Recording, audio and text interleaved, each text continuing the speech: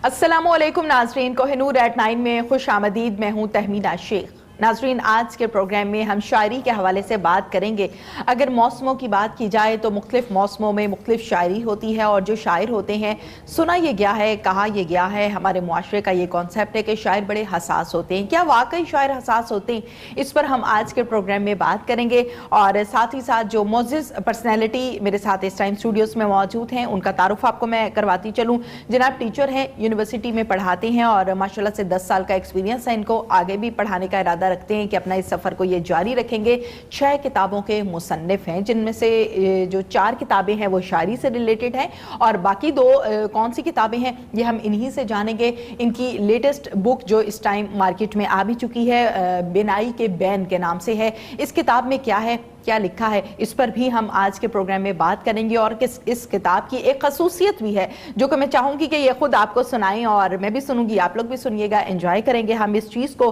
Film lecturer हैं, साथ ही साथ फिलोसफी भी पढ़ाते हैं। सिनेमा के क्या हालात व वाक़यात हैं, इस पर भी हम आज के प्रोग्राम में बात करेंगे। चलते हैं मोअज़्ज़िज़ पर्सनैलिटी की तरफ। अहमद हम्माद मेरे साथ इस टाइम स्टूडियोज़ में मौजूद है। अस्सलामु अलैकुम। वालेकुम अस्सलाम। सबसे पहले तो आज के प्रोग्राम में मोस्ट वेलकम, बहुत शुक्रिया आपने हमें टाइम दिया। मुझे बहुत अच्छा लगा आपसे मिलकर। Thank you so much. Ahmad Hammad साहब, गुफ्तगू के सिलसिले का आगाज़ करते हैं। ये बताइए कि बाय बर्थ कहाँ से हैं? वालिद साहब चूँकि बैंक के मुलाजिम थे तो उनको हर 3 साल बाद जाना पड़ता था एक शहर छोड़ के दूसरे शहर। तो हम जो सब बहन भाई हैं वो मुख्तलिफ शहरों में पैदा हुए इस तरह। जहाँ वालिद साहब जाते थे अम्मा को साथ ले जाते थे, तो हम सारी फैमिली माइग्रेट करती थी एक शहर से दूसरे शहर। तो जब मेरी बारी आई उस वक्त फैसलाबाद में अबू अपॉइंटेड थे, तो मैं फैसलाबाद में पैदा हुआ। ठीक है, जबरदस्त। ठीक है, अच्छा, अपनी अर्ली एजुकेशन कहाँ से हासिल की? जब मैं 5 साल का था तो वालिद साहब पिंडी भटिया अपॉइंटेड थे, वहाँ पे बैंक की नई ब्रांच बनी और वालिद साहब मोहतरम को मैनेजर अपॉइंट किया गया। तो ज़ाहिर हम सारी फैमिली साथ थे, तो वहीं के प्राइमरी स्कूल में फिर मुझे दाखिल करवाया गया। तो इस तरह मेरी जो प्राइमरी की एजुकेशन है वो पिंडी भटिया से है। और मोस्ट ऑफ योर एजुकेशन कहाँ से हासिल की? बाकी सारी तकरीबन मेरी लाहौर से ही है, क्योंकि वो अल्टीमेटली फिर फाइनली हम लोग आ गए लाहौर वापस। तो फिर बाकी सारी एजुकेशन फिर लाहौर में आके मैंने यूनिवर्सिटी से पहले एक मास्टर्स किया कंप्यूटर साइंसेज में, उसके बाद फिर दूसरा मास्टर्स किया फिल्म मेकिंग में और फिर तीसरा मास्टर्स किया फिलोसफी में और फिर एमफिल किया मैंने मैस कम्युनिकेशन में फिल्म से रिलेटेड और आजकल पीएचडी की तैयारी कर रहा हूँ। बैंकर का बेटा बन गया टीचर, बैंकर का बेटा बन गया शायर। तो ये बताइए कि बैंकिंग से लेकर तालीम और फिर तालीम से आला तालीम और आला तालीम से फिर आगे आपकी जॉब का सिलसिला, तो शायर बनने का शौक खुद से था या फैमिली की तरफ से, या हालात ने बना दिया? अक्सर शायरों को हालात बना देते हैं कि हाँ यार हमें शायर बना दिया इन हालातों ने। असल में तो देखें, जिसमें सलाहियत होती है वो फितरत ने फैसला किया होता है कि ये कोयला है और यही हीरा बनेगा, कोई और चीज़ कोई भी हीरा नहीं बन सकती। जैसे कि दूध में आप जाग लगाएंगे तो वही दही बन सकेगा, पानी दही नहीं बन सकता। तो कुछ उसके अंदर पहले से मौजूद होता है, उसके बाद फिर हालात उसको वैसा करते हैं। टैलेंट तो ऑब्वियसली होगा तो उभरेगा ना। टैलेंट होगा तो उसको आप ग्रूम भी करेंगे, सेटल भी करेंगे, पॉलिश भी करेंगे, तो फिर आप जैसा शायर बन जाएगा। मैं ये जानना चाहती हूँ कि शायरी का शौक कैसे पड़ा? हमारे कानों में बचपन से ही अम्मी और अब्बू की आवाज़ें पड़ती थीं। दोनों फ़ारसी की शायरी के बड़े दिलदादा थे।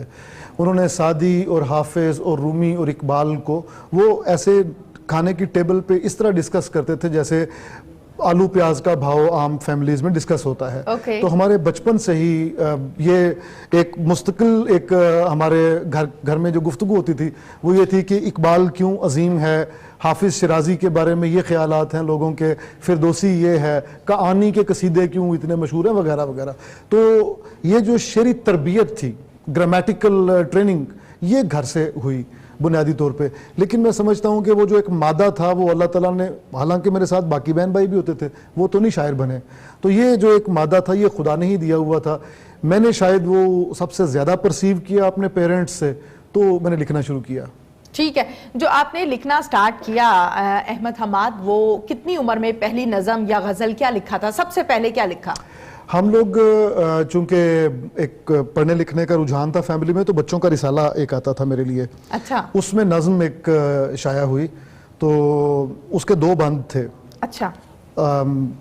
تیسرا بند جو تھا وہ نہیں تھا. مجھے لگا کہ شاید تیسرا بند بھی ہونا چاہیے, وہ میں نے خود اپنی طرف سے لکھ کے تو سنایا جا کے گھر والوں کو, تو ان کو یقین نہیں آیا کہ وہ اوپر والی کسی اور کی شاعری ہے اور نیچے میری شاعری ہے. تو جب ان کو یقین نہیں آیا تو مجھے یقین آ گیا ان کی بے یقینی سے کہ اس کا مطلب ہے کہ یہ ٹھیک لکھا گیا ہے, کیونکہ اب وہ الگ نہیں کر پا رہے.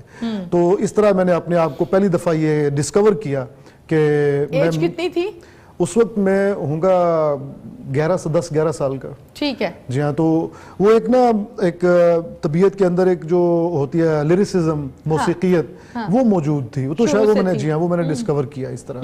ٹھیک ہے. اچھا مجھے یہ بتائیے, یہ تو شاعری کا سفر ہو گیا نا, اور آگے سفر کو آپ نے جاری رکھا ہوا ہے, اور آپ کی جو کتابیں ہیں اس حوالے سے بھی ہم جاننا چاہیں گے.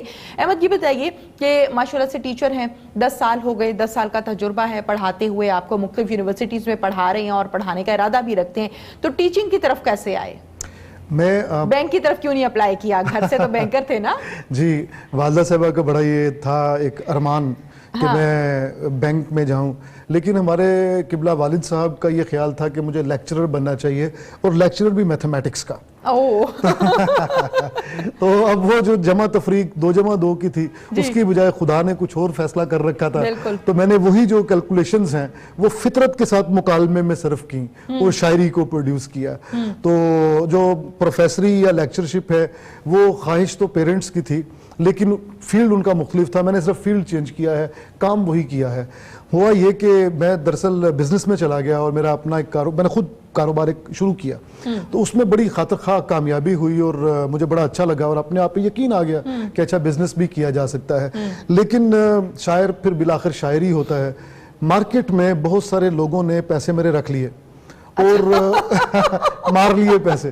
اب میں ان سے بڑی وہی ایک مہذب انداز میں کہ جناب وقت آ گیا ہے, آپ نے وعدہ کیا تھا, پیسے دے دیں, وہ نہیں دیتے تھے, آئیں بائیں شائع کرتے تھے. اب ظاہر ہے ہم لوگ بڑے تہذیب کے دائرے میں رہ کے گالی گلوچ کرنی نہیں ہے, بڑا لکھنوی رکھ رکھاؤ جو ہوتا ہے نا اس کے ساتھ.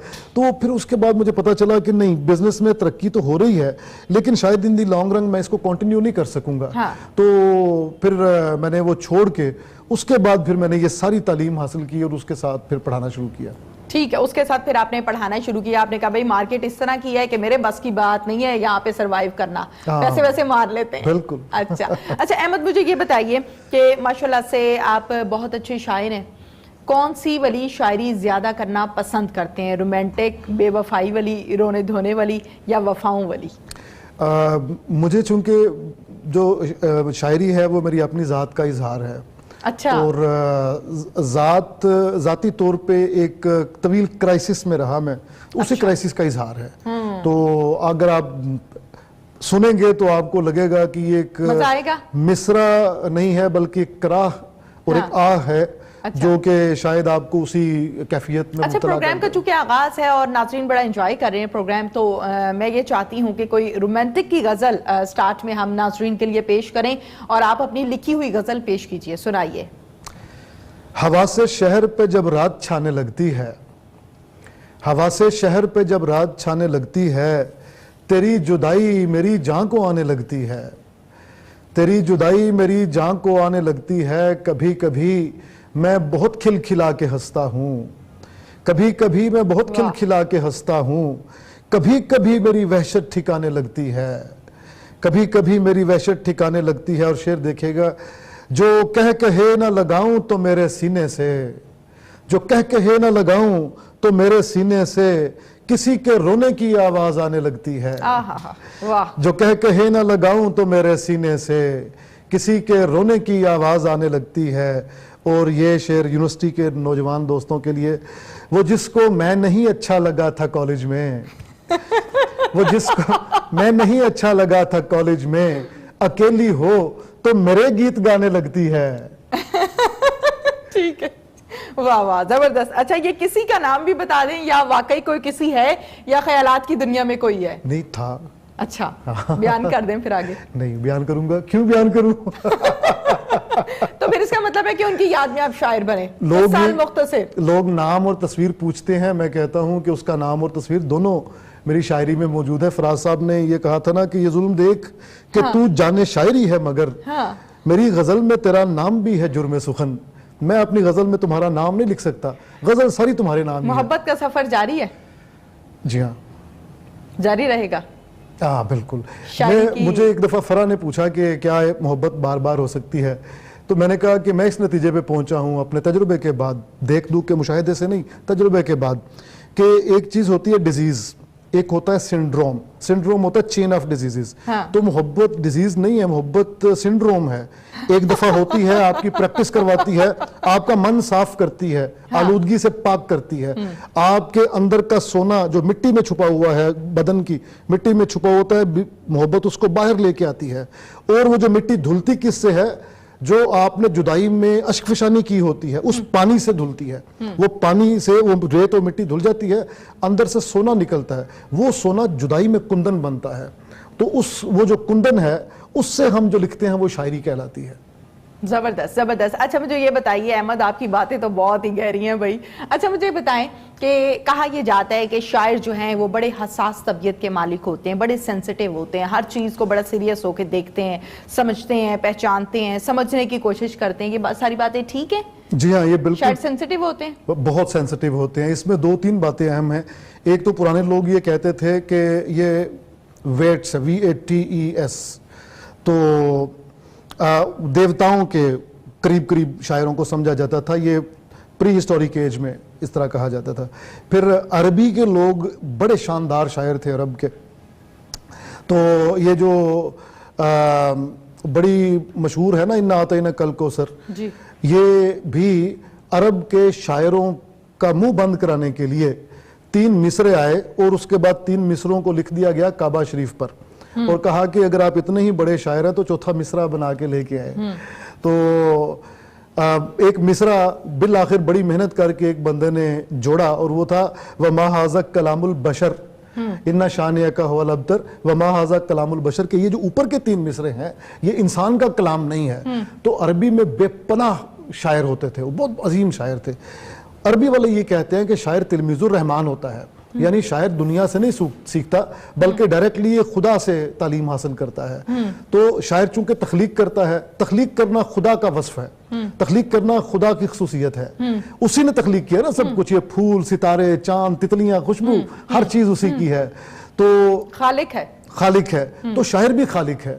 شاعر وہ ہے جو فطرت کے ہاتھ میں ہاتھ دے کے جو کم ہیں چیزیں ان کو پورا کرتا ہے. مثال کے طور پہ اللہ تعالیٰ نے سورج کو آگ سے بنایا, اللہ تعالیٰ نے سورج کو مکھن سے نہیں بنایا.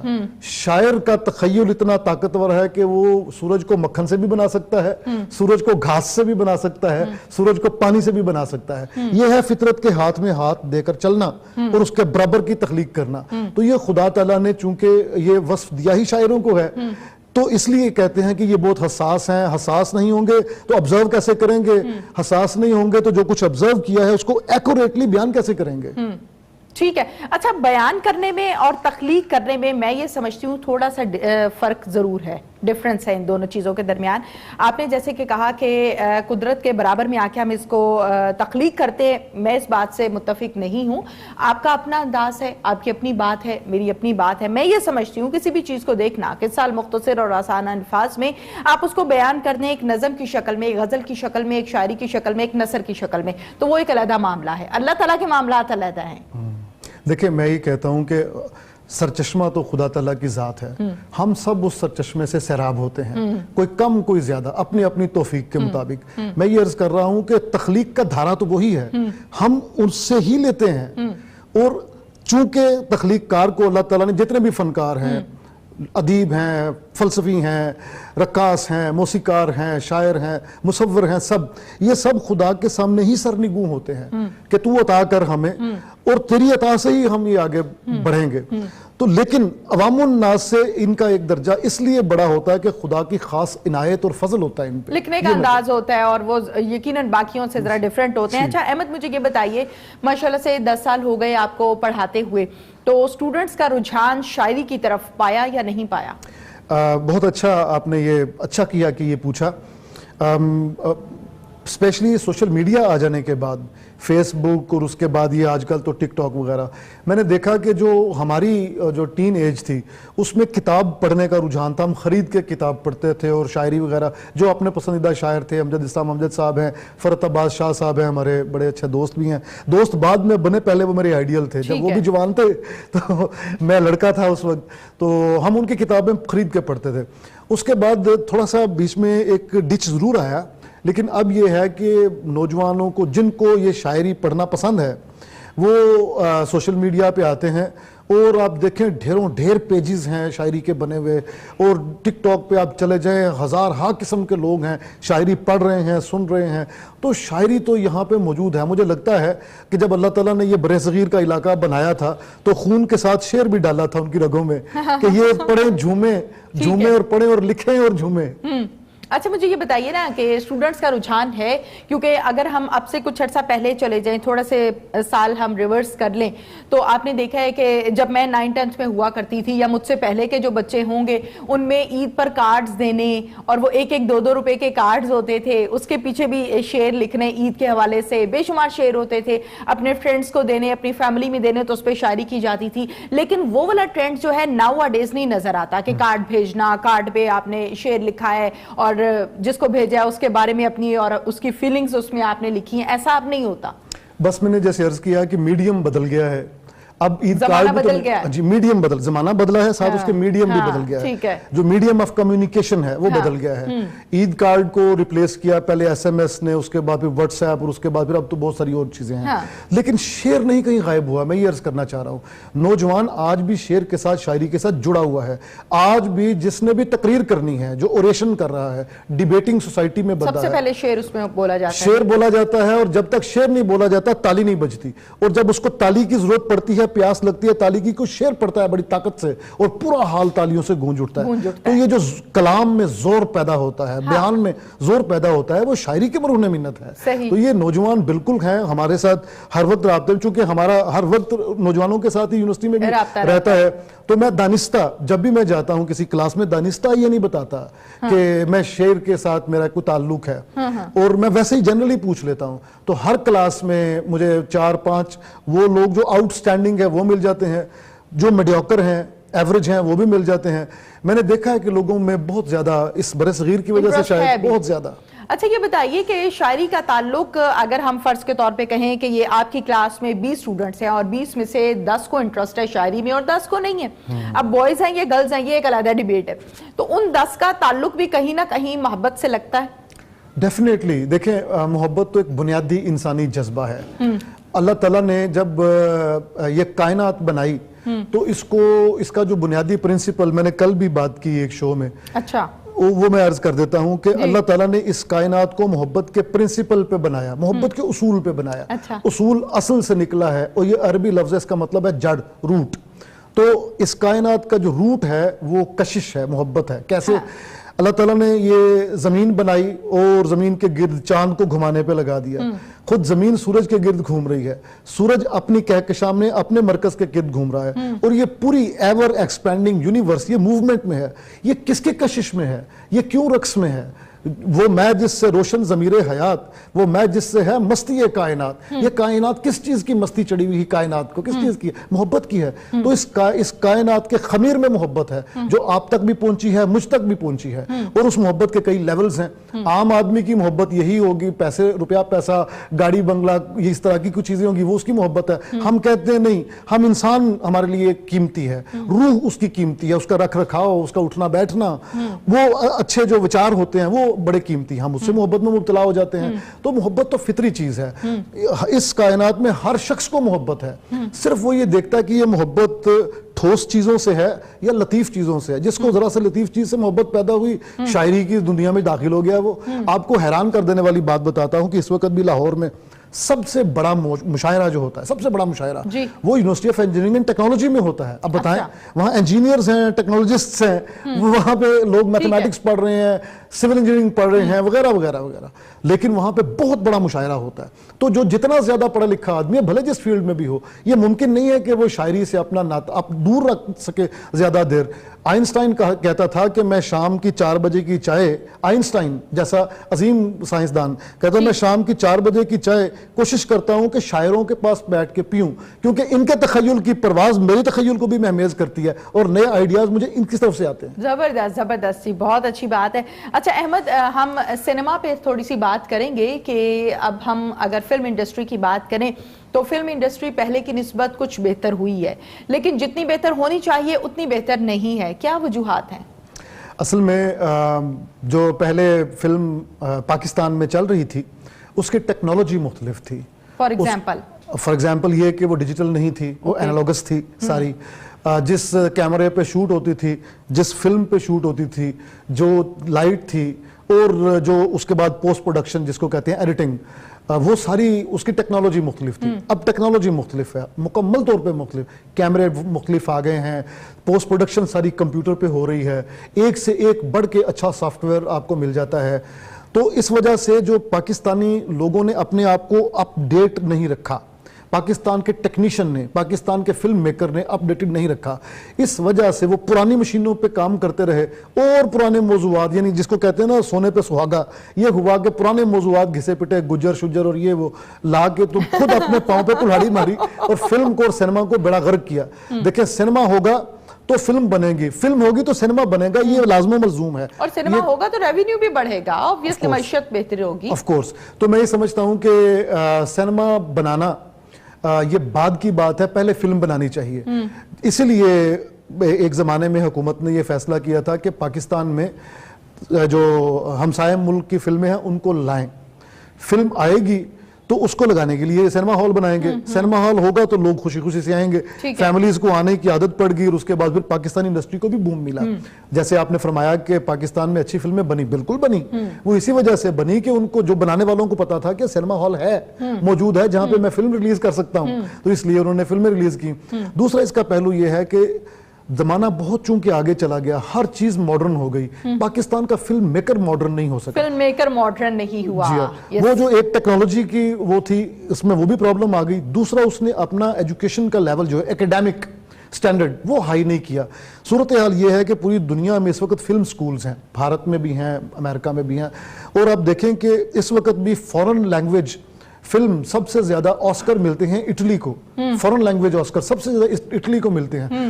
ویسے دیکھا جائے تو اٹلی کی معیشت بہت بری ہے اور یورپ کے غریب ملکوں میں شمار ہوتا ہے ریلیٹیولی، اور وہاں پہ حکومت بھی سٹیبل نہیں رہتی، لیکن بہترین فلم بناتا ہے اٹلی. اسی طرح ہمارے ہمسائے میں برادری اسلامی ملک ہے ایران، اس کو آسکر ملے ہیں اس کے ماجد مجیدی کی فلموں کو. بات یہ ہے کہ آپ نے ہر طرف سے اپنے آپ کو اپ گریڈ کرنا ہوتا ہے.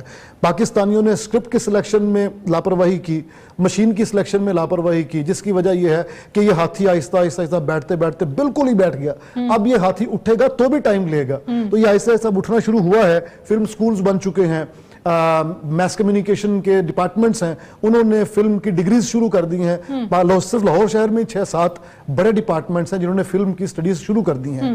تو اب یہ صورتحال بہتر ہو رہی ہے. جیسے کہ میں نے آپ کو شروع میں بھی بتایا کہ میں بھی 7ویں اور 8ویں سیمیسٹر کے اسٹوڈنٹس کو یہی بتاتا ہوں کہ اسکرین پلے یہ ہوتا ہے، اور وہ چھوٹی اسکرین کا پلے نہیں، بڑی اسکرین کا پلے. تو بچے پڑھیں گے تو اپنے آپ امپروو ہوتا چلا جائے گا، اپنے آپ امپروو جو ہے وہ ہوتا چلا جائے گا. بالکل ٹھیک ہے احمد، جس طریقے سے ہم سینما کے حوالے سے بات کر رہے ہیں، یقیناً آپ کی بات درست ہے کہ پہلے فلم بنے گی اور پھر ہی جا کے سینما میں لگے گی اور لوگ دیکھنے کے لیے آئیں گے، فیملیز دیکھنے کے لیے آئیں گی. فلم میکر ہمارے پاس اچھے موجود نہیں ہیں، یہ آپ نے ابھی اقرار کیا. فلم میکر میں رائٹر بھی آ جاتا ہے، فلم میکر میں پروڈکشن والا بھی آ جاتا ہے، اور بے شمار اور ڈپارٹمنٹس بھی آ جاتے ہیں. میری یہ ذاتی رائے ہے کہ جو سٹوریز لکھی جاتی ہیں، اب بھی ایسا ہے کہ پاکستان کی بنی ہوئی جو فلمیں ہیں وہ سپر ہٹ ہوتی ہیں. چوڑیاں بہت سارا اس نے بزنس کمایا، اور یقیناً اسی طریقے سے اور بھی موویز ہیں جنہوں نے بزنس بنایا. سٹوری پر اگر زیادہ توجہ دی جائے تو میرے خیال سے آپ فلم میں سے جو چاہتے ہیں وہ نکال لیں گے. تہمینہ یہ تو کامن ایک پرسپشن ہے ہاں جی کہ سٹوری سٹرونگ ہونی چاہیے، سٹوری سٹرونگ ہونی چاہیے، ہاں ڈائلاگز اچھے ہونے چاہیے، لیکن میں ان باتوں سے بالکل اتفاق نہیں کرتا. اچھا جی ہاں بالکل نہیں اتفاق کرتا. آپ اس مجھے کی کیا وجوہات ہیں؟ عرض کرتا ہوں. یہ جو آپ نے جس فلم کا حوالہ دیا ہے، شاہ جی کی فلم تھی چوڑیاں، یہ پاکستان میں فلم کا ٹائٹینک ڈوبنے سے پہلے کی ہے. تو اس وقت تو ایک تھا کلچر، بھلے اس وقت ڈائنگ کلچر تھا، مر رہا تھا یہ پاکستان میں سینما بھی نہیں کا، لیکن تھا بہرحال کچھ تھوڑا بہت لوگ دیکھ رہے تھے، پسند کر رہے تھے. ابھی ریسنٹلی ہمارے ہمسائے میں فلم بنی ہے موم، سری دیوی کی آخری فلم تھی وہ موم. اچھا اس کی کہانی کیا ہے؟ وہ سادہ سی کہانی، ستیلی ماں ہے، ستیلی بیٹی کو اٹھا کے اغوا کر کے لے جاتے ہیں، اس کے ساتھ ظلم کرتے ہیں اور پھینک دیتے ہیں کہیں پہ، اور یہ ماں انتقام لینے کے لیے نکلتی ہے. That is the story. ٹھیک ہے، بالکل ٹھیک ہے. اچھا احمد، ہم اپنے ہی ملک کے حوالے سے بات کریں تو زیادہ مناسب ہے، اور اسی حوالے سے ہم آگے بھی گفتگو کو لے کر چلتے ہیں. جناب رومانٹک شاعری بھی کرتے ہیں، سوشل شاعری بھی کرتے ہیں، معاشرتی حالات و واقعات کو بھی اپنی شاعری میں بیان کرتے ہیں، اور ساتھ ہی ساتھ پاک فوج کے حوالے سے بھی آپ نے ایک بڑی خوبصورت نظم لکھی ہے یا غزل ہے؟ نظم ہے. میں یہ چاہتی ہوں کہ وہ بھی ہم پروگرام کے اینڈ پر اپنے ناظرین کے لیے پیش کریں گے. مجھے یہ بتائیے کہ جیسے کہ ہر انسان کی زندگی میں اچھے برے واقعات ہوتے ہیں جن سے انسان سبق سیکھتا ہے، تو ایسا کون سا واقعہ ہے جس نے آپ کو سبق سکھا دیا کہ احمد ٹھیک ہو جاؤ؟ اچھا پہلے تو میں صرف یہ اس میں بغیر کسی کا نام لیے یہ عرض کر دیتا ہوں، کہانیاں کامن ہیں، کہانی کامن ہے. جو چیز ڈفرنس ڈالتی ہے وہ ہے اسکرین پلے. جی ایک سادہ سی کہانی آپ ہمارے پاس لے کے آئیں کہ یہ لو سٹوری ہے، ہم اس کو شوٹ کرنے جا رہے ہیں، جی تو یہ ڈیپینڈ کرتا ہے اسکرین پہ رائٹر پہ کہ وہ اس کو کس قدر زیادہ کرسپی بنا دیتا ہے، ایسے ہک کر کے رکھے کہ لوگ اس طرح چپس اٹھائیں سینما میں بیٹھے ہوئے تو چپس منہ کی بجائے ادھر جا رہے ہوں، اتنے مگن ہو جائیں. یہ جو کمال ہے یہ اسکرپٹ رائٹر کا نہیں ہے، یہ اسکرین پلے رائٹر کا کمال ہے، کیونکہ کہانیاں تو ہزاروں ہیں. یہ بات ہے. جو آپ نے بتایا کہ جو واقعہ ہے وہ کیا، ایک واقعہ ابھی ریسنٹلی ہوا، اس نے مجھے بڑا شروع میں تو بڑا تنگ کیا، بعد میں مجھے بڑا اسٹرانگ کیا. وہ کہتے ہیں کہ what doesn't kill you makes you stronger. تو اس نے مجھے ہلاک کرنے کی بجائے طاقتور کیا. وہ یہ تھا کہ میں ایک ادارے میں پڑھا رہا تھا، تو وہاں پہ ایک افسر تھے، تو انہوں نے کہا کہ آپ میرے دفتر میں حاضر ہوں، اور ان کی جو کوئی تھی اسٹوڈنٹ، ان کی جو تعلق والی تھی وہ میری اسٹوڈنٹ تھی. اچھا وہ کلاس میں نہیں آتی تھی. ٹھیک ہے. یونیورسٹی کے لیول کلاس میں یونیورسٹی کے کچھ قوانین ہیں، تو وہ امتحان دینے سے نااہل ہو گئی. اب وہ بیٹھ نہیں سکتی تھی امتحان میں. میں نے کہا کہ جی یہ اس طرح ہے، تو آپ کو مجھے ڈائریکٹ بات کرنے کی بجائے ایچ او ڈی سے بات کریں. تو خیر اس نے جی ان سے بات کریں. تو خیر وہ کٹنگ اٹ شارٹ، وہ خوب اس نے غصہ کیا، اپنے طاقت کا زوم تھا، اور یہ وہ تو بہت زیادہ ٹف ٹائم مجھے پھر دیکھ، دھمکیاں شمکیاں، اور وہ یہ کر دیں گے، پیسے روک لیے، نکال دیا، یہ کر لو اور وغیرہ وغیرہ. اس کے بعد پیچھے میرے ادارے لگا دیے کہ اس کو گرفتار کریں اور یہ وہ. تو میں نے کہا کہ میں نے کوئی جرم نہیں کیا، الٹا میں نے تو قانون کی پاسداری کی ہے، قانون توڑنے پہ آپ مجبور کر رہے تھے، مجرم آپ ہیں، تو وقت میرا آنے دیں، آپ اپنی اننگز کھیل لیں، مجھے میری اننگز کھیل شروع ہونے دیں، اس کے بعد دیکھیں اللہ تعالیٰ کی مہربانی سے ہوتا کیا ہے. کیونکہ میں سچ بول رہا تھا، کیونکہ میرا ایک میں اس کو ڈیوائن ڈیوٹی سمجھتا ہوں، ٹیچنگ کو، پیغمبروں کا یہ کی وراثت ہے، ٹیچنگ پیغمبروں کی وراثت ہے. میں اس کو امانت سمجھ کے لے کے چلتا ہوں اور اپنے بچوں کو یہی سکھاتا ہوں. تو ہوا یہ کہ میں نے اس کو بات کرنا شروع کر دی. Then I took this all incident to media, mainstream media. جب مین اسٹریم میڈیا پہ گیا تو ہلچل مچ گئی تھرو آؤٹ، پورے ملک میں ایسا وائرل ہوا وہ پروگرام. ان کو مصیبت پڑ گئی کہ اب کیا کریں. اس وقت یہ صورتحال ہے تہمینہ کہ وہ جو 4 یا 5 کریکٹرز تھے جنہوں نے ظلم کیا تھا، وہ تمام کے تمام لوگ اب یونیورسٹی چھوڑ کے جا چکے ہیں. ان سب کو نکلنا پڑا وہاں سے رسوا ہو کے. تو یہ وہ جو ایک میں نے جیسے عرض کیا کہ آدھا عرصہ تو ایسے لگا کہ جیسے اس نے مجھے توڑ دیا ہے. میری ٹیچنگ کی زندگی کا بدترین اور ڈیمورلائزنگ موسٹ واقعہ یہی تھا. لیکن اس نے اس وقت میں جس پوائنٹ پہ کھڑا ہوں الحمدللہ آئی ایم ٹرائمفنٹ اور I am stronger than ever. بالکل ٹھیک ہے، ایسے اسٹرانگ ہوئے کہ ہمیشہ کے لیے آپ اسٹرانگ ہو گئے الحمدللہ. اچھا مجھے یہ بتائیے کہ ہر انسان کے فیورٹزم کی بات کریں تو اس کے فیورٹ پرسنالٹیز بہت ساری ہوتی ہیں. ایک شاعر سے جب یہ سوال کریں کہ بھئی آپ کا اپنا فیورٹ پوئٹ کون سا ہے تو کیا آنسر دیں گے؟ شاعری میں 2-3 چیزیں بڑی اہم ہیں. نمبر 1 کرافٹ کیسا ہے آپ کا. اچھا, ایسا کرافٹ ہو کہ لوگ اشش کر اٹھے کہ ایک حرف ایک لفظ بھی زائد نہیں ہے, ٹھیک ہے, اور بالکل شفاف مصرع, تو جس میں ظاہرہ غالب اور میر تھے. لیکن ہم یہ سمجھتے ہیں جو ادب برائے زندگی کے قائل ہیں, میں خود اسی کا قائل ہوں کہ ایسا ادب لکھنے کا کیا فائدہ جس سے کوئی کسی کی زندگی کو فائدہ نہ ہو. تو اس میں میرا آئیڈیل اقبال ہے. اقبال جو ہے وہ وسیع المطالعہ آدمی تھا. مثلا اس نے جب یہاں لاہور میں آئے تو فلسفہ پڑھا اور یہاں پہ انگریزی بھی پڑھائی, انگلش لٹریچر پڑھایا, فلسفی پڑھی, انگلش لٹریچر پڑھایا. اس کے بعد پھر ہی وینٹ ٹو انگلینڈ, وہاں جا کے انگریزوں کو عربی بھی پڑھاتے رہے اور ساتھ خود بھی تعلیم حاصل کرتے رہے. اس کے بعد پھر جرمنی میں گئے, وہاں جا کے پی ایچ ڈی کی, اور پی ایچ ڈی کی ایران پر. فارسی کہیں باقاعدہ تدریس نہیں, انہوں نے کہیں سے سیکھی نہیں فارسی, لیکن فارسی میں ایسا اعلیٰ شاعری, ایسی اعلیٰ شاعری کی ہے کہ ایران والے اون کرتے ہیں. وہ کہتے ہیں کہ وہ آپ کا نہیں ہمارا شاعر ہے. دیوان اقبال لاہوری لکھا ہوتا ہے اور کہتے ہیں کہ ہمارے بڑے شاعروں میں اس کا شمار ہے. بیرسٹری باہر سے کر کے آئے, یہاں ہائی کورٹ میں بیرسٹر تھے, یہاں پہ سیاست میں حصہ لیا, اور آپ جانتی ہیں گول میز کانفرنسز. اکنامکس پہ پہلی اردو کی کتاب اس نے لکھی, فلسفے پہ دسترس, جرمن شاعری میں, عربی شاعری میں, فارسی شاعری میں, پنجابی خود بولتے تھے, حقہ پیتے تھے اور گھر میں دیسی انداز میں بیٹھے. تو ایسا ہمہ جہت آدمی, ایسا جینیس, یہ وہ جن تھا کہ جس کو دیکھ کے پہلے تو خوف آتا تھا, دبدبا تھا اس کا کہ شاعر ہو تو پھر بندہ اس لیول کا ہو. اور ایسی قادر الکلامی کہ وہ ان کے ملازم کہتے ہیں کہ رات کو ان کا پاؤں ہلنا شروع کر دیتا تھا جب آمد ہو رہی ہوتی تھی, اور یہ صرف پہلا لفظ لکھتے تھے شعر کا, مکمل صبح اٹھ کے کرتے تھے. اتنی آمد, رات کو 200 150 شعر کہہ رہے ہیں, 40 50 شعر کہہ رہے ہیں. تو میرے آئیڈیل اس لحاظ سے کہ جو اپنے علم و فضل کے لحاظ سے بھی اعلیٰ ترین مقام پہ, ہم پاکستانی آج بھی فلسفے کے دروازے میں اگر داخل ہوتے ہیں تو ہم اقبال کی محبت کی وجہ سے داخل ہوتے ہیں موسٹلی. اچھا, شاعری ایسی کہ ایران کہہ رہا ہے کہ فارسی شاعری ہے, یہ ہمیں دے دو, یہ ہمارا شاعر ہے. اردو شاعری ایسی کہ اس کے بعد کہتے ہیں کہ اردو کی نظم کا رخ موڑ دیا اقبال نے. اقبال جیسی اردو نظم بعد میں پھر کوئی کہہ نہیں سکا. جس نے بھی کہا اقبال کے حضور گھٹنے ٹیک کے کہا کہ حضور یہ میں جسارت کرنے لگا ہوں تو گر قبول افتد سے عزت و شرف, کہ ہماری عزت ہوگی اور ہم بڑا شرف سمجھیں گے کہ آپ قبول کر لیں. یہ ہے. تو میرا آئیڈیل اس لحاظ سے ہمہ جہت ہے, ملٹائی ڈائمینشنل ہے. اقبال کا وہ کون سا شعر ہے جو بڑا پسند ہے؟ ویسے تو بے شمار ہوں گے, کوئی ایک آدھ پروگرام میں شامل کر لیتے ہیں. اب اقبال کے بہت سارے, جی بہت سارے ہیں. یہ تو آپ نے مجھے امتحان میں ڈال دیا. تو ریپڈ فائر سیشن میں میں نے تو یہ کہا نا کہ ویسے تو بے شمار ان کی غزلیں, کتابیں, شاعری بہت سی ایسی ہے جو مقبول ہے, اور تقریباً میرے خیال سے مقبول ہے, لیکن کوئی ایک آدھ شعر جو ہے پروگرام میں بھی شامل کر لیتے ہیں. جی مجھے وہ بریدنگ سپیس مل گئی تو مجھے یاد آ گیا. میں کہ میری غزل میں ہے آتش رفتہ کا سراغ, میں کہ میری غزل میں ہے آتش رفتہ کا سراغ, میری تمام سرگزشت کھوئے ہوں کی جستجو. زبردست زبردست زبردست. اچھا مجھے یہ بتائیں, احمد حماد صاحب کے شاعروں کے حوالے سے یہ سنا جاتا ہے اور کہا جاتا ہے کہ ان کو آمد ہوتی ہے. ابھی گفتگو کے دوران آپ نے اقبال کے حوالے سے بھی کہا کہ ان کو اتنی آمد ہوتی تھی کہ صبح اٹھ کے وہ باقی کا کمپلیٹ کرتے تھے, اپنا شعر یا جملہ جو بھی وہ لکھ رہے ہوتے تھے.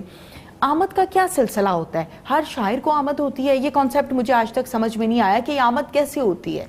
اصل میں اس کو انگلش میں اب ہم کہہ سکیں اگر تو یہ پینسیو موڈ ہے, ایک پینسیو موڈ ہے, ایک خمار سا ہے, خمار سا, نشہ سا ہے ایک, جس کا باہر کی دنیا سے کوئی تعلق نہیں ہے.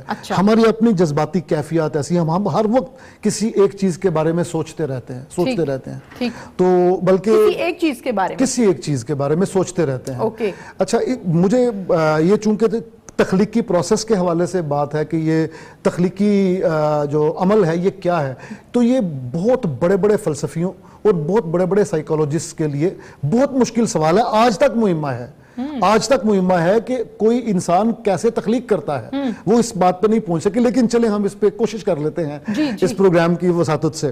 ایک بندہ جس نے سلائی مشین کی وہ سوئی بنائی تھی نا, وہ اس نے سلائی مشین بنا لی اور اب وہ سمجھ نہیں آ رہا تھا کہ سٹچ کرنے کے لیے اس نیڈل کو کیا کرے. تو یہ سوچتے سوچتے کئی دن سوچتا رہا, پھر سو گیا. خواب میں اس نے دیکھا کہ ایک قبیلہ ہے جنگلی, وہ ایک بندے کو سامنے کھڑے کر کے اس کو نیزے مار رہے ہیں اس بندے کو, اور نیزہ ہے اس کے نیزے جو چونچ ہے نوک نیزے کی, اس کے اوپر سراغ ہے اور اس میں دھاگا ہے, اور وہ مارتے جاتے ہیں اور اس سے وہ سلتا چلا جا رہا ہے. تو یعنی زخم بھی لگاتے ہیں, سیتے بھی, کچھ اس طرح کا خواب تھا اس کا. وہ بڑا تکلیف دہ خواب تھا. اس کو صبح اٹھ کے سوچا کہ یہ خواب مجھے کیوں آیا ہے.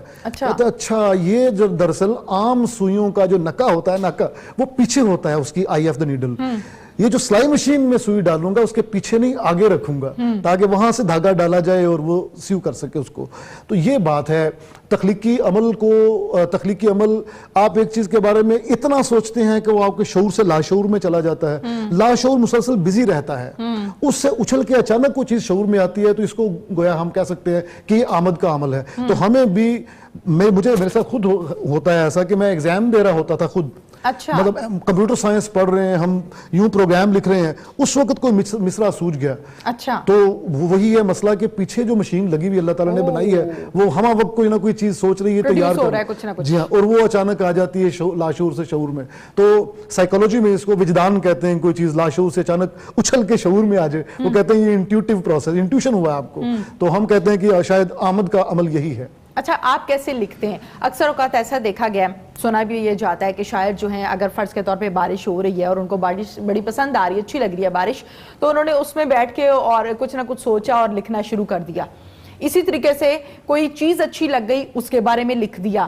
کچھ شاعر آپ کی طرح, جیسے کہ آپ نے ابھی بات کی کہ آمد ہوتی ہے اور پھر اس کے بعد وہ اپنا آگے کا سلسلہ جو ہے اس کو کمپلیٹ کرتے ہیں, تو آپ انفرادی طور پر لکھتے کیسے ہیں؟ میں پہلے تو آمد کا انتظار کرتا تھا, لیکن ایک دن مجھے احمد جاوید صاحب کا لیکچر سننے کو ملا. احمد جاوید صاحب بڑے ہمارے بہت اسکالر ہیں, عظیم.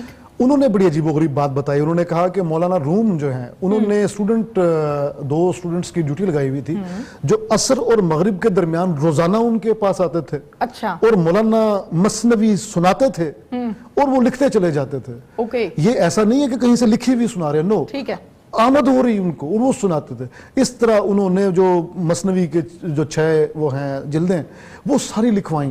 اور احمد جاوید صاحب آگے کہتے ہیں کہ حیرت انگیز بات یہ ہے کہ یہ ٹائم باؤنڈ تخلیق تھی, لیکن ادب عالیہ میں اس کو اس طرح شامل کیا گیا کہ دنیا بھر کی تمام شاعر کسی بھی شاعری کے سامنے لے کے آئے, اس کی عظمت کسی طرح بھی کمتر نہیں ہے. تو یہ جب مجھے پتا چلا تو میں نے کہا کہ اس کا مطلب یہ ہوا کہ اگر پریکٹس کی جائے, اللہ تعالیٰ نے صلاحیت دے رکھی ہے, تو کیا ضروری ہے کہ کوئی آمد کا انتظار کیا جائے؟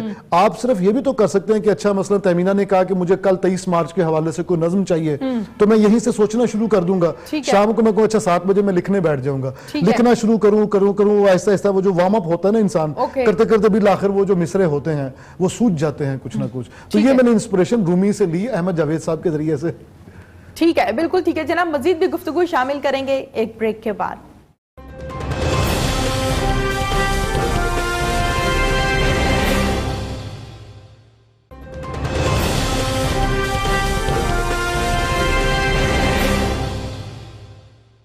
جی ناظرین, welcome back after the break. اور بریک کے بعد ایک مرتبہ پھر سے آپ کو خوش آمدید کہتی ہوں. احمد حماد صاحب, آپ نے ہمیں ٹائم دیا, جوائن کیا.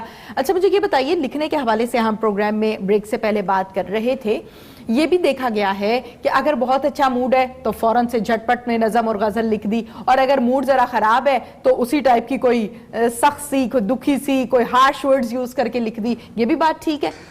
ممکن ہے, لیکن جو شاعر کا اظہار ہے وہ ریاکشنری عام طور پہ فوری ریاکشن نہیں ہوتا, فوری رد عمل نہیں ہوتا. ٹھیک ہے, وہ سمجھ لیں کہ اندر کہیں جمع ہوتا رہتا ہے مشاہدہ, اور وہ مواد جو ہے جس کو کہتے ہیں پکتا رہتا ہے, اور لاوا پک رہا ہے. اور ایک بالکل آپ نے بڑے صحیح لفظ استعمال کیا, ایک خاص وقت آئے گا, ایک مومنٹ آئے گا جب یہ ایرپشن ہوگی ولکینوں کی, آتش فشاں پھٹے گا, اس وقت وہ سارا لاوا باہر آئے گا. تب تک وہ سینے میں رہتا ہے. اقبال نے کہا نا کہ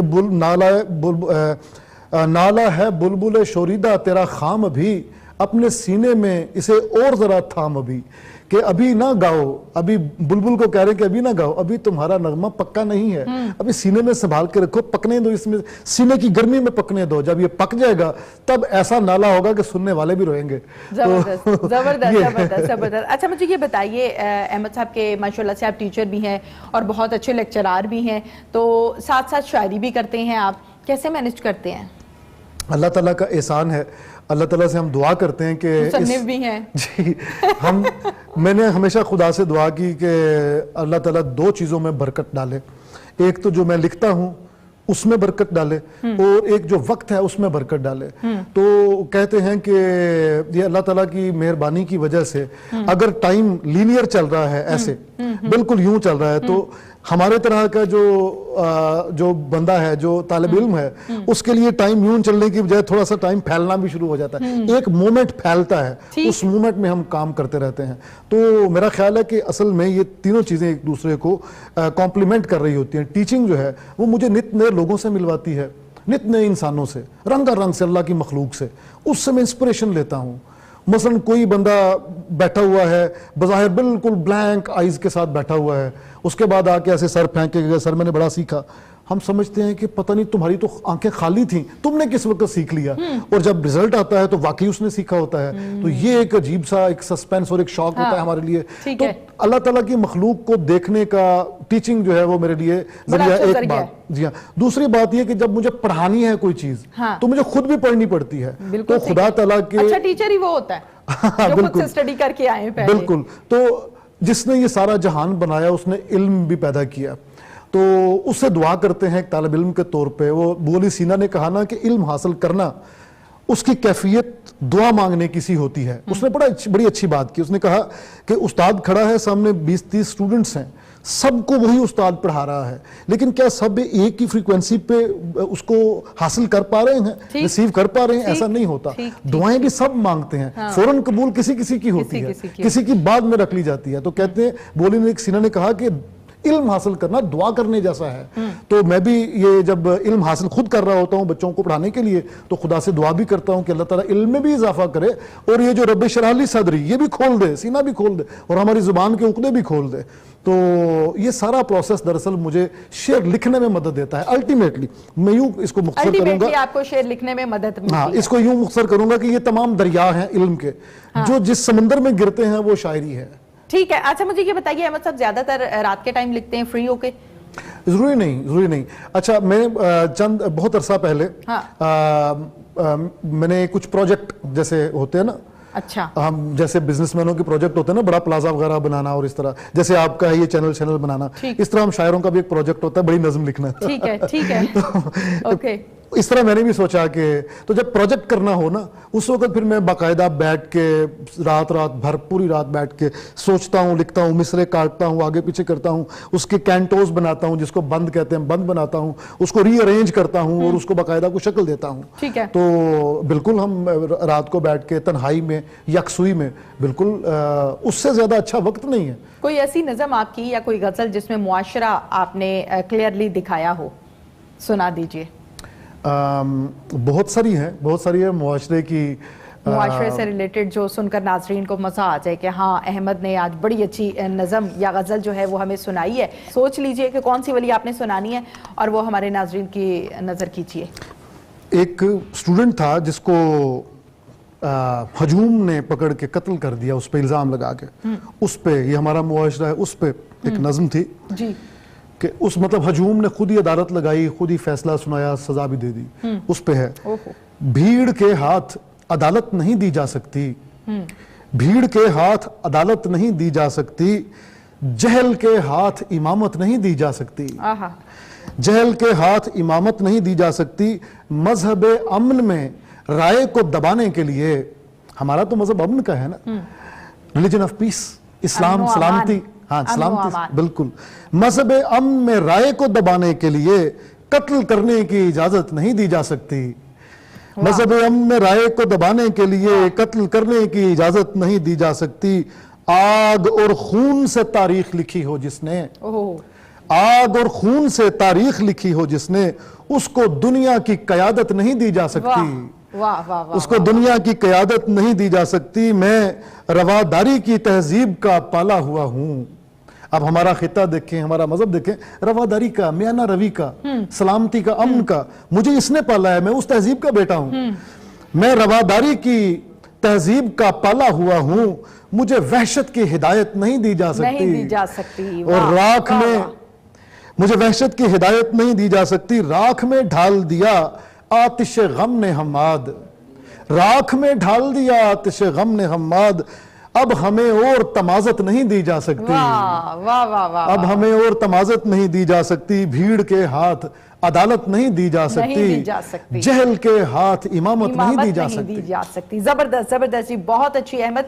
اچھا، آپ کی ایک کتاب جو میں چاہتی ہوں کہ آج کے پروگرام میں ہم ناظرین کو بھی یہ بات شیئر کریں، بینائی کے بین، جی جی جی جی، اس حوالے سے کوئی خصوصیت بھی ہے، اسپیشیلٹی بھی ہے؟ ویسے تو آپ نے ماشاءاللہ سے 6 کتابیں اپنی لکھی ہیں جو کہ 4 شاعری سے ریلیٹڈ ہیں، باقی 2 کے بارے میں بھی بتائیے اور اس بک کے حوالے سے بھی ہمارے ناظرین کو بتائیے۔ جی، ایک وقت تھا کہ جب مجھے وہ ہے نا رام ریاض کا، ہمیں تلقین کرتے تھے زمانے ہم نہ مانے،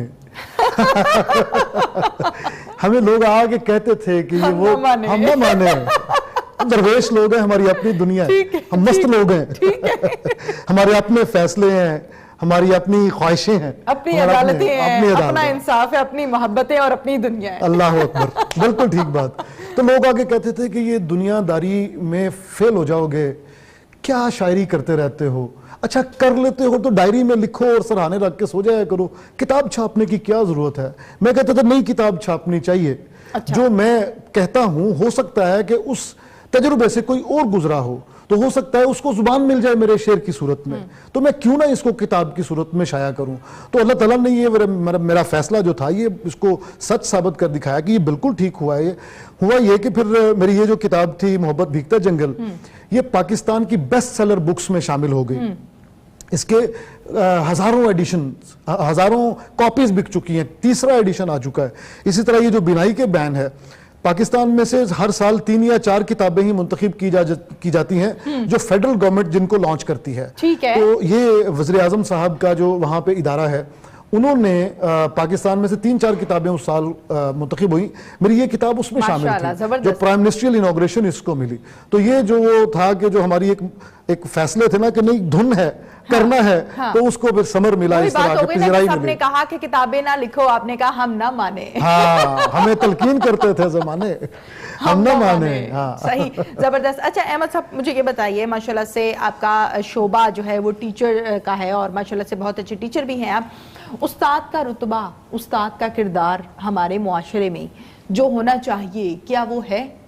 بالکل ہے۔ میں اس کو پوری ذمہ داری کے ساتھ یہ عرض کرتا ہوں کہ ہم یہ سمجھتے تھے کہ شاید اساتذہ کی عزت کرنے والے نہیں رہے، لیکن ایسا نہیں ہے۔ I have been to various universities, private and public، دونوں۔ ٹھیک ہے۔ پبلک سیکٹر کی یونیورسٹیز میں بھی پڑھایا جو پاکستان کی بہترین یونیورسٹیز میں پرائیویٹ۔ ٹھیک۔ میں نے یہ دیکھا ہے تہمینہ کہ لوگ، اسٹوڈنٹ ہر اس شخص کی عزت کرتا ہے جس سے وہ علم حاصل کرتا ہے، بشرط یہ کہ علم حاصل کرے، استادی نہ لگائے، استادی نہ لگائے، فنکاری نہ کرے، آگے اس کو علم دے جس کے لیے وہ وہاں پہ بیٹھا ہوا ہے، درد دل سے خود سیکھے۔ پہلے ٹیچنگ کرنا کوئی آسان کام نہیں ہے، 1 گھنٹہ بولنے کے لیے 10 گھنٹے مطالعہ کرنا پڑتا ہے۔ تو مطالعہ کریں نا، اتنا مطالعہ کریں کہ کوئی بچہ کسی طرح کا بھی آپ کے موضوع سے ریلیٹڈ سوال کرے تو اس کو تشفی آمیز جواب دیں۔ وہ جب خوش ہوگا تو آپ اس کے دل سے رسپیکٹ پھوٹے گی۔ ہمیں آپ نے سب کو اللہ تعالیٰ نے پیدا کیا ہے، بالکل ٹھیک ہے۔ اور جو معلم اعلیٰ اور معلم اول ہے وہ تو خدا تعالیٰ کی ذات ہے، اس کے بعد نبی کریم صلی اللہ علیہ وسلم کی آپ کی ذات مبارکہ ہے۔ تو آپ نے رسول اللہ صلی اللہ علیہ وسلم نے اس دنیا میں احترام کس طریقے سے حاصل کیا؟ تعلیم دے کے نا۔ ٹھیک ہے، ٹھیک ہے۔ جاہلوں کو تعلیم دے کے عالم بنایا، ایسا عالم بنایا کہ پھر لوگ ان کے کوٹ کرتے ہیں، ان سے علم حاصل کرتے ہیں۔ تو یہ بنیادی شرط ہے۔ وہ جو آپ نے جیسے سوال کیا کہ کیا واقعی استاد کا مقام مرتبہ آج بھی قائم و دائم ہے، کس جگہ پہ؟ میں کہتا ہوں کہ جس قوم نے استاد کی عزت نہیں کی اس قوم کی تاریخ نے عزت نہیں کی، تاریخ نے اس کو ڈسٹ بن میں پھینک دیا۔ جس قوم نے استاد کی عزت کی ہے، وہ مثلا اسکینڈینیوین کنٹریز ہیں جیسے فن لینڈ وغیرہ، آپ دیکھیں سب سے زیادہ تنخواہ پرائمری ٹیچر کی ہے، اس لیے کہ ان کو پتا ہے کہ پرائمری کے لیول پہ بچے کو پڑھانا کتنا مشکل کام ہے، کتنا بڑا ٹاسک ہے۔ بایولوجیکل فادر اس نے تو صرف پیدا کر دیا، اسپریچول فادر ہے وہ، جس نے آپ کو اس قابل بنایا کہ اس معاشرے کی کٹھنائیوں کے ساتھ آپ مٹھا لگا سکیں اور اپنا قد بلند کر سکیں۔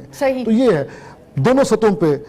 ٹیچر وہ اچھا ہے جو کہ کریکٹر بلڈنگ بھی کرتا ہے اور تعلیم بھی دیتا ہے. اسٹوڈنٹ ہمیشہ اس ٹیچر کی عزت کرے گا جو کمپیٹنٹ ہے. ٹھیک ہے, بالکل ٹھیک ہے. اچھا, پاک فوج کے جوانوں کے حوالے سے ایک بڑی خوبصورت غزل ہے آپ کی, نظم ہے, میں چاہتی ہوں کہ وہ بھی ہم آج کے پروگرام میں اپنے ناظرین کے لیے پیش کریں, تو وہ ساری کی ساری ہمیں ذرا ڈیٹیل سے سنا دیں جو آپ نے لکھی ہے. جی میں پیش کرتا ہوں. جتنے بھی فوجی جوان ہیں یا ان سے محبت کرنے والے لوگ ہیں جو پیجز چلاتے ہیں, انہوں نے بار بار اس کو شیئر کیا. اور جہاں پر پاک فوج کا ذکر آ جائے وہ چیز مقبول نہ ہو, پسند نہ کی جائے, یہ تو ہو ہی نہیں سکتا نا. This is not possible. بالکل ٹھیک بات ہے. ایک فوجی کی خود کلامی ہے. اچھا. نیا کمیشن ملا, آرمی میں گیا, خواب ہے اس کے, تو ایک ہمسایہ ہے دشمن جو تنگ کر رہا ہے. اچھا. اس کے ساتھ ایک ڈائیلاگ ہے لیکن ہے خود کلامی, مونولوگ ہے, سمجھ میں. ٹھیک سنائیے. یہ بیتے ہوئے دن یہ شکوہ رم ماضی, یہ بیتے ہوئے دن یہ شکوہ رم ماضی, اکساتے ہیں مجھ کو کہ کروں ثانیہ سازی. شاید میرے دشمن نے بھلا دی وہ کہانی, شاید میرے دشمن نے بھلا دی وہ کہانی, رشک دل سکرات تھی میری ہمدانی. رشک دل سکرات تھی میری ہمدانی, دنیا نے میری ضرب کا انداز نہ جانا.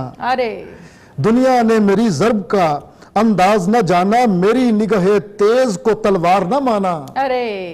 میری نگاہ تیز کو تلوار نہ مانا, کیا چشم زمانہ نے نہیں دیکھی میری ضرب, کیا چشم زمانہ نے نہیں دیکھی میری ضرب, کیا میرے ستارے نے کبھی دیکھا سوئے غرب, کیا میرے ستارے نے کبھی دیکھا سوئے غرب, کیا ظالموں کو خون رلایا نہیں میں نے, کیا ظالموں کو خون رلایا نہیں میں نے, کیا شعلہ دہشت کو بجھایا نہیں میں نے, کیا شعلہ دہشت کو بجھایا نہیں میں نے, سیماب صفت خون سے خطے کو کبا دی. اپنے خون سے سیماب صفت, وہ جو پارے جیسا خون ہوتا ہے, سیماب صفت خون سے خطے کو کبا دی, خود جل کے زمانے کے اندھیروں کو ضیا دی. ارے واہ, زبردست زبردست. سیماب صفت خون سے خطے کو کبا دی, خود جل کے زمانے کے اندھیروں کو ضیا دی. میں دشت فلک میں صفت کیس نہ ٹھہرا, میں دشت فلک میں صفت کیس نہ ٹھہرا, میرے رم وارفتہ کو کوچا ہے وہ صحرا.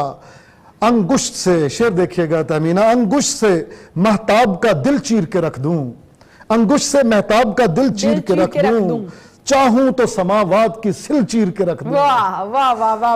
چاہوں تو سماوات کی سل چیر کے رکھ دوں, پھیلوں تو سمٹنے لگے بے انت زمانہ, پھیلوں تو سمٹنے لگے بے انت زمانہ, سمٹوں تو یہ آباد مقام محض فسانہ. زبردست زبردست زبردست. بہت بہت شکریہ احمد صاحب, آپ نے ہمیں ٹائم دیا. تھینک یو سو مچ. ذرا نوازی.